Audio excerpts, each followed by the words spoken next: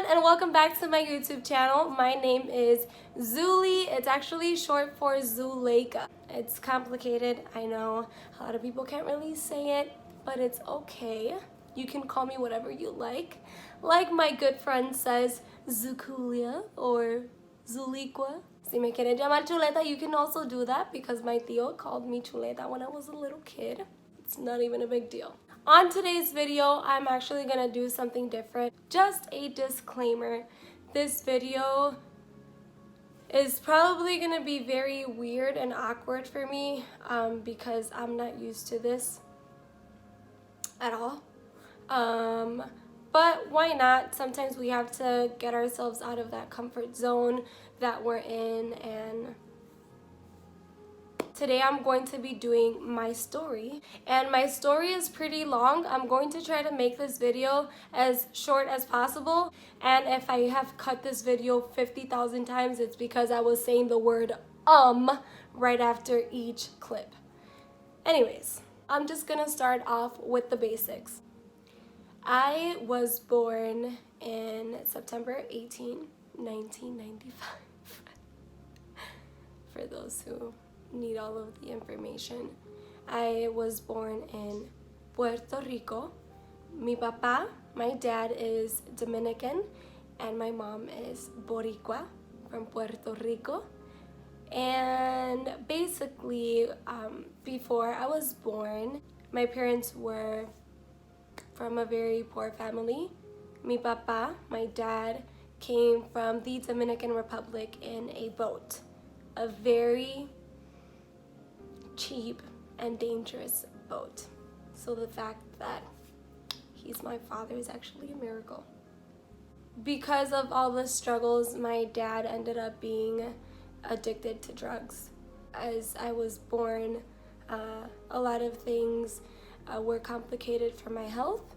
According to doctors, this is what my mom says, because obviously I don't know when I was born. The doctors were scared that I wasn't going to live because my dad was so into drugs, and I'm not sure if my mom consumed any drugs because of him, but at the end of the day, they were very scared that I wasn't gonna make it. And this is actually very surreal to say because of the seriousness of the situation that I was born into. My dad saw how serious this was, and he decided that he wanted to get his life together, and he found Jesus. My family, well, my dad is very strong in faith, and that's just how he's always been ever since I was born. So every time that my birthday comes around, he always reminds me that I'm a miracle. It took a very long time for me to believe that. When I was about 4 years old, my family came to the US, and that was very, very difficult. I lived such a happy life in Puerto Rico. I had my family there, I had my cousins, I also had, just everybody there. Everyone absolutely loved me. I remember going everywhere, and it was like, oh my God, you're so gorgeous with those curls. I just remember everyone's face complimenting me in every single way, and I was kind of just that little center of attention for everybody. But when I got to the US, all of that changed. I had just turned 5, probably, I'm not really sure. School was very hard. I hardly even knew English, and it was just so difficult. Everything was so different. Everything everyone said to me was gibberish because I did not understand not one thing. I was so scared, actually. I remember going to school and being terrified of my teachers. If they weren't Hispanic, I was just terrified of them. That wasn't the only thing that I had to deal with. It's honestly, it's kind of embarrassing to me that I have to talk about this. But when I started going to school, people just noticed a difference in me.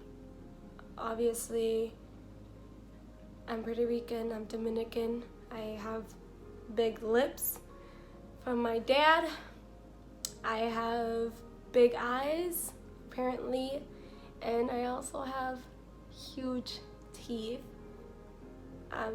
So people started calling me names. People started saying that I look like a fish, that I look like a horse. People at this age, people thought I was stuck up. And at that age, the last thing I was thinking about was thinking that I was better than everybody, but that's what everybody thought. I still remember going to school on the bus every day, and there was this one girl, and she was like in first or second grade, and she kept threatening to hit me. Just for the simple fact that I wasn't like her. I was different, and I wasn't good enough, and she didn't like me. And I was like so confused because I didn't understand, coming from such a place where I felt so loved, coming to a place where everyone literally hated me. I don't even know how long this went on for, but there was a point in time where I got so fed up with like this girl calling me names that I decided to take things into my own hands. So I grabbed a butter knife from the kitchen, and I grabbed my dad's belt before jumping into the bus. And as soon as this girl started talking, I started swinging that belt at her. And I was like, I'm gonna hit you. And I was just so emotionally broken because I didn't understand why she didn't like me. And I guess that was like my very first encounter with someone that didn't like me. I didn't understand, and other people started catching on, and other people started talking bad about me and just pointing out my differences. And ever since then, life was just hard. I just wasn't good enough for anybody. I didn't understand why everyone hated me. Like, as soon as I walked into a school, and I changed schools actually about 8 times because I thought that the problem was other people. But I started believing everything that everyone said, because how could it be a coincidence that everywhere I go, I'm literally being told and reminded the same thing. I started believing it. I didn't want to go to school. And so many times I just wished that I wasn't even alive.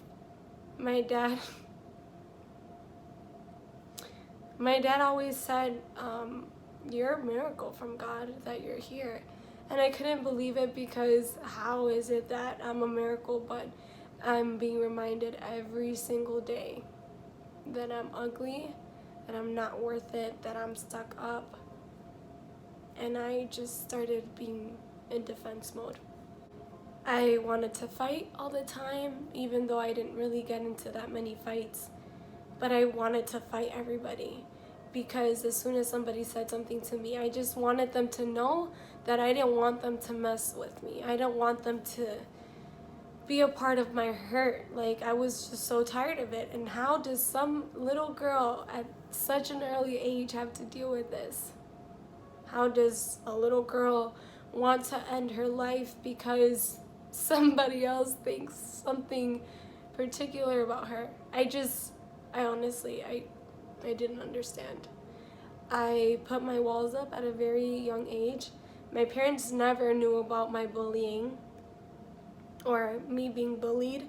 I was too embarrassed to tell my parents what I was going through, because I couldn't believe that, coming from such a place where I was loved and coming to a place where everyone hated me, I just didn't understand, and I was just embarrassed of that, honestly. But that's just the it's just the reality of it. I went through this for a very long time, and I don't want to go into so many details because I could go on and on about my bullying story, but fast forward to when I was about 14, 15 years old, I met a guy who was still bothering me, still reminding me about the things that other people were reminding me about, but this guy was giving me the attention that I wanted, that I needed. And I was like, this guy likes me and I don't want to lose him. So I decided to just kind of build a relationship with him, and I don't know, he made me feel very loved. So we got pregnant. I was 16 years old when I got pregnant, and I had my daughter when I was 1 month away from being 17. Even though I have a lot of siblings and I knew what it was to take care of kids, I can't tell you how difficult it was to have one of my own, because I was still a kid. I stopped going to school. I mean, school was pointless to me. I wasn't learning. Half the time I was just focused on what other people had to say about me and trying to fit in and trying to be unique and stand out, because maybe doing that would change other people's perspective on me or about me. I was also a person who grew up in church. Honestly, I would probably not be here if it wasn't for having such a strong faith. I think about it now, and every single time that I got into a fight or like into a disagreement with somebody, I feel like God always showed up, even though I didn't see that at that moment. Like, he showed up for me.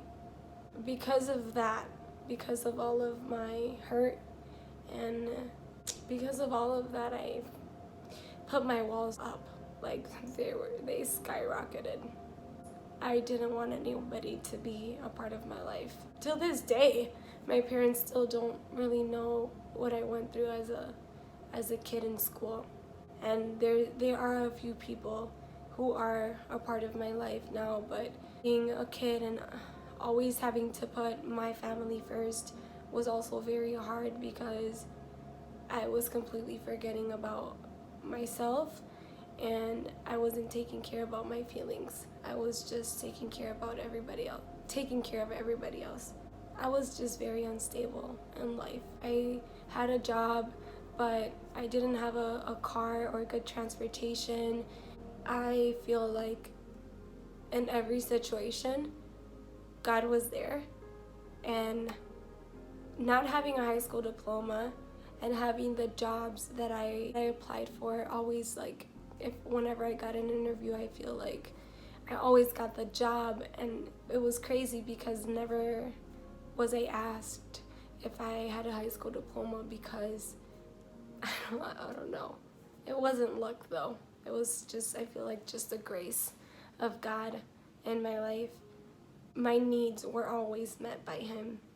I know that everything in life happens for a reason, and I'm not really worried about anything that happens in my life. I know that sometimes when things happen, it hurts, but I'm confident that God has a plan for each and every one of us. And I just want to say that everyone is entitled to their own opinion. But this is just, the way that I think, and I do respect everybody else's opinion. But one thing that I do know is that I will never let anybody make me feel like I felt when I was in school. I feel like my life story is just so long, and I feel like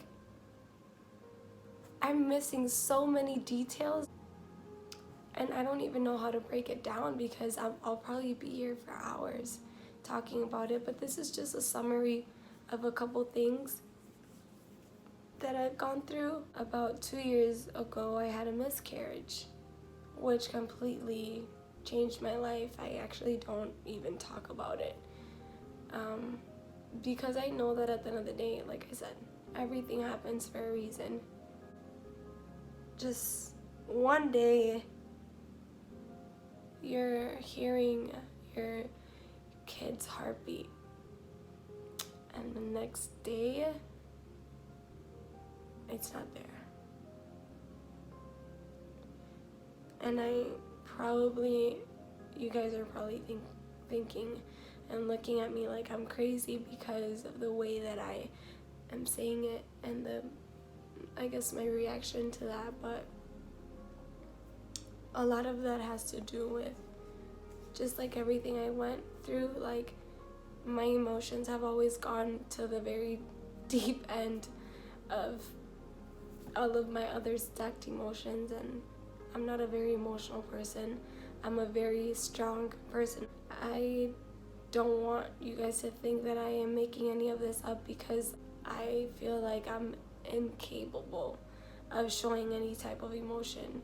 Like, I do get emotional sometimes, but at the end of the day, I'm not cold-hearted, but my emotions at one point didn't matter. So I feel like that kind of took a toll on me, you know, growing into so much hurt and just like anger in my heart from all of the bullying and the things people said to me. There's just a purpose for everything, and maybe I can make other videos where it's not so long, but it's broken down into other topics. Like, I don't know. I feel like this is a very long video to begin with. But I really hope that you guys take something from this. Don't ever let anybody downgrade your value. But everything that you do, like when it's you being genuine, like you should be proud of that. You should never have to second guess your own actions because somebody else probably doesn't like you or because somebody else thinks a certain way about you. Just be proud of yourself. I know that I don't give myself enough credit for the things that I do, but this is why I decided to make my YouTube channel. It's time to get out of my comfort zone. It's time to just share about the things that I've gone through, and like, this is just part of my story. I have 2 beautiful girls. One is gonna be 4 years old in a couple days, and the other one is 7 years old. I have a husband, and we've been together for 10 years. There's a lot of stories that I can tell, and I love helping and just speaking to people. I want to be able to help people that have gone through what I've gone through. I don't know how I can help you, but if there is any way that I can help you, I am literally going to be here. I'm all for it. If one person's gonna watch this video, but it's going to help them and it's going to allow me to connect with somebody that really needs my help, I'm gonna do that, because the views of my videos are not what matters. It's the importance of helping somebody out through these videos. And I know that a lot of the times you guys are used to seeing that bubbly and happy Zuli, but I just wanted to show you guys a side of me that I'm not actually really comfortable showing. And at the end of the day, I want to tell each and every one of you guys that I'm here for you. If any of you guys needed somebody to talk to, if you needed someone to just listen, I'm here. Seriously. And even if I haven't gone through whatever you're going through, like, I'm still here. If you guys would like to contact me, I can also leave my email. I'm just gonna leave all of my social media, emails, so that you guys can contact me if you would like. I'm here for you. Just remember that. Please be sure to leave any feedback in the comment section down below. Make sure to give me any suggestions. I love you guys, and I know that this was such a long video, but I seriously love you guys, and I'm here for you.